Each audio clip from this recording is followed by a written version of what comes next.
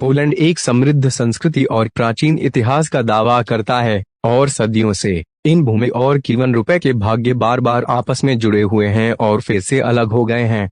आज पोलैंड एक काफी विशिष्ट पूर्वी यूरोपीय राज्य है जो मध्यम रूप से समृद्ध और स्थिर है। एक राष्ट्र के रूप में पोलैंड की स्थापना 933 ईस्वी में हुई मानी जाती है, जब इसके राजा मिज़्जको ने ईसाई धर्म को राष्ट्र धर्म घोषित कर दिया था। उस समय पोलैंड का आकार वर्तमान पोलैंड के जैसा ही था। पोलैंड का क्षेत्रफल लगभग महाराष्ट्र जितना है। यह देश 16 राज्यों में बंटा हुआ है। क्षेत्रफल के लिहाज से पोलैंड दुनिया का 69वां और यूरोप का 9वां सबसे बड़ा देश है। दूसरे विश्व युद्ध की शुरुआत हिटलर के पोलैंड पर हमला करने के बाद ही हुई थी। दूसरे विश्व युद्ध में पोलैंड के 60 लाख से ज्यादा नागरिक मारे गए थे।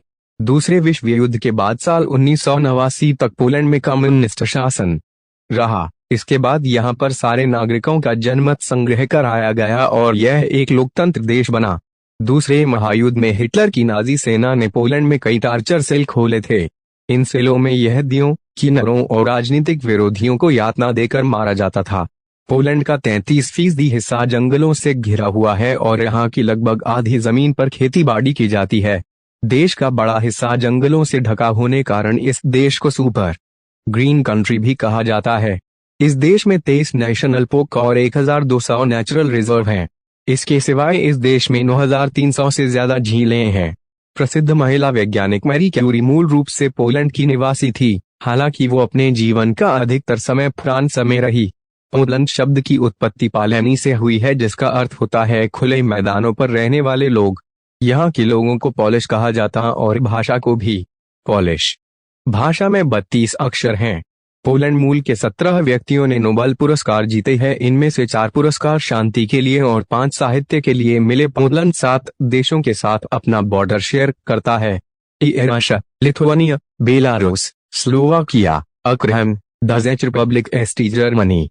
पोलैंड के 90% से ज्यादा लोगों ने सेकेंडरी एजुकेशन हासिल की है। पोलैंड मध्य यूरोप में कैथोलिकों की सबसे बड़ी संख्या वाला देश है।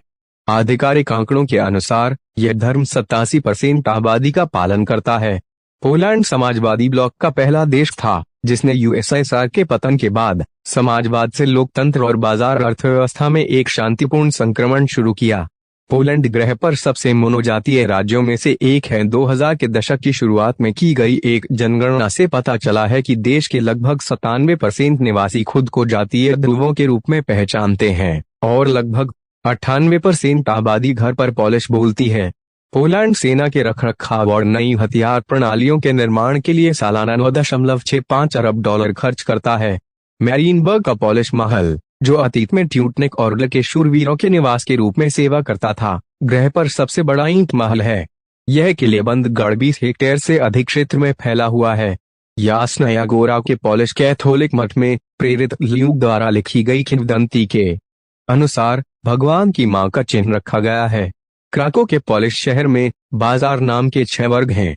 यह देश एम्बर के निर्यात में विश्व में अग्रणी है।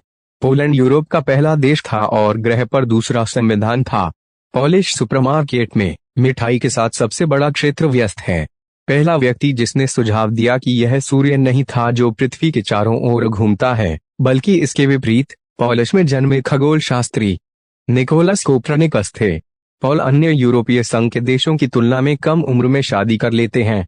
पोलैंड में पहली मंजिल को 0 माना जाता है, इसलिए लिफ्ट में दूसरी मंजिल तक जाने के लिए आपको एक बटन दबाना होगा। पोलिश भोजन में विभिन्न प्रकार की स्वादिष्ट या मीठी सामग्री शामिल होती है। अविश्वसनीय गुलाब की मांस और चावल से भरी गोभी का एक स्वादिष्ट व्यंजन है।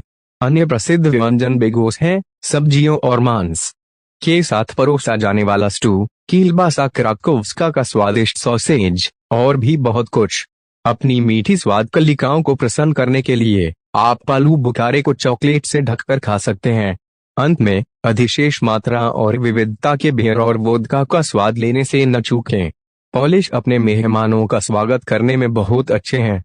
चाहे आप वहां एक पर्यटक के रूप में जाएं या एक छात्र या पेशेवर के रूप में, हर बार उनका आपका स्वागत करने का तरीका आपको पसंद आएगा। उनके मेहमान नवाज गुणों के कारण आप घर से बाहर भी घर जैसा महसूस करेंगे। चाहे विविध भूगर्भिक संरचनाएं हो या वर्णमाला में श्रेष्ठता, पोलिश की भूमि हर तरह से उत्कृष्ट है। कोई उपलब्धि हासिल करने के लिए अपने जीवन काल में एक बार पोलैंड का दौरा करें, लेकिन उससे पहले अपने आधिकारिक कागजात का अनुवाद करना ना भूलें। यदि आपने पोलैंड की यात्रा का विचार बनाया है तो हम आपको बता दें कि पोलैंड का हर शहर किसी न किसी खास वजह से फेमस है और आप पोलैंड के सभी शहरों की यात्रा करना पसंद करेंगे। पोलैंड के कुछ प्रमुख दर्शनीय स्थलों की जानकारी हम आपको अपने इस वीडियो के माध्यम से देना चाहते हैं, जो कि आगे हैं। पोलैंड के प्रमुख दर्शनीय स्थलों की शुरुआत आपको पोलैंड की राजधानी वार्सो से करनी चाहिए। वार्सो बहुत ही आकर्षक शहर है। वार्सो में बहुत ऊंची ऊंची इमारतें हैं जो कि आसमान को छूती हुई प्रतीत होती है। वार्सो शहर सांस्कृतिक शहर के रूप में भी जाना जाता है क्योंकि यहाँ वर्ष भर कई सांस्कृतिक कार्यक्रम होते हैं, जिनमें दुनिया भर से आए हुए पर्यटक भी भाग लेते हैं और आनंद पाते हैं। वार्सो शहर का गौरव यहाँ की द वार्सो मरमेड स्मारक है, जो कि पर्यटकों को बहुत ही ज्यादा पसंद आती है। पोलैंड देश के खूबसूरत शहरों में से एक क्राको शहर है, जो कि पर्यटन की दृष्टि से भी बहुत शानदार शहर है। क्राको शहर पोलैंड का सबसे बड़ा और सबसे पुराना शहर है। क्राको शहर में पोलिश राजघराने के पुराने राजकीय कमरे देखने को मिल सकते हैं। पर्यटकों को क्राको शहर पोलिश के इतिहास से अवगत कराने में बहुत मदद करेगा। इसके साथ ही क्राको में वावेल शाही महल, रेनक ग्लानी, विलिजका नामक पदान भी देखने लायक जगह है। ऑश्विट्ज़ पोलैंड का एक छोटा सा शहर है जो कि एकाग्रता शिविर के लिए फेमस है। यह शिविर जर्मनियों द्वारा दूसरे विश्व युद्ध के दौरान लगाए गए थे। माना जाता है कि इन शिविरों में जर्मनी लोग युद्ध के लिए एकजुट होने का प्रयास करते थे।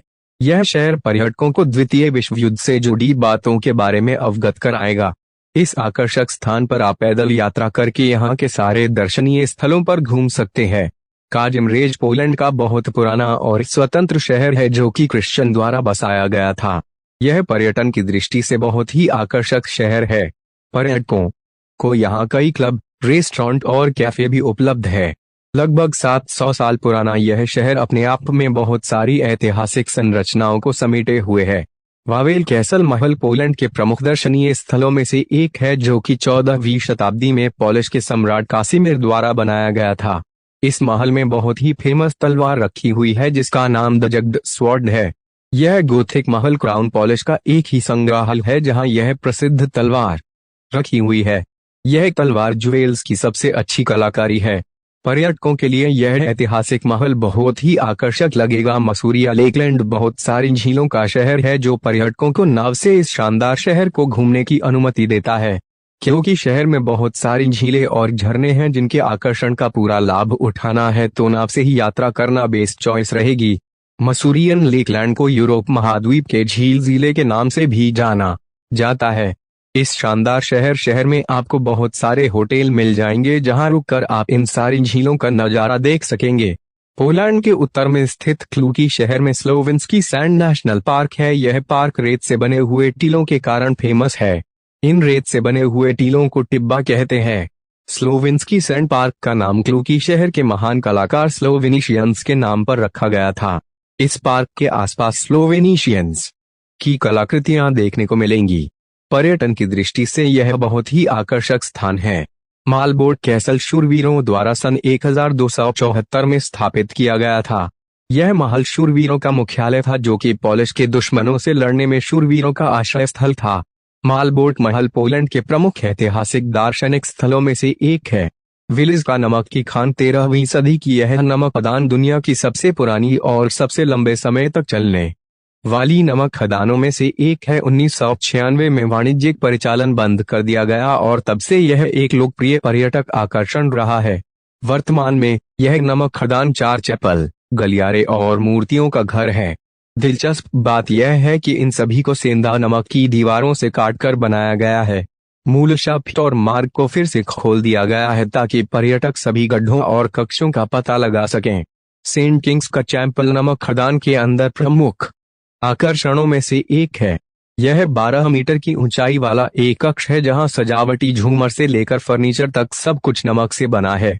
एक और महत्वपूर्ण चीज है इराज़्मबर्ग्स कक्ष, जिसमें उच्च नमक सामग्री वाली एक झील है। ऐसा कहा जाता है कि यह अमृत सागर से भी अधिक नमकीन है। विलिज का नमक खदान दौरे का अंतिम बिंदु एक संग्रहालय है जो नमक खनन और खदानों में जीवन के बारे में स्पष्ट जानकारी देता है। अगर आपको वीडियो पसंद